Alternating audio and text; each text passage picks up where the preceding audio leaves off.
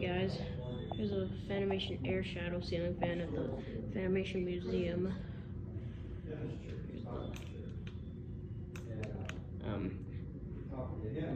I thought these things had uplights, I guess they don't. So here's low. Well, they do, I just can't get it to work.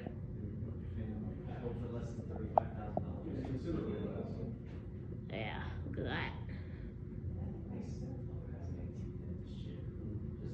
Here's medium.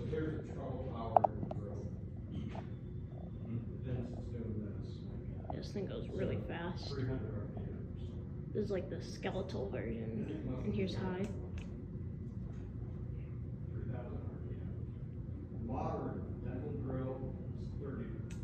Anyways, there's the Fanimation air shadow.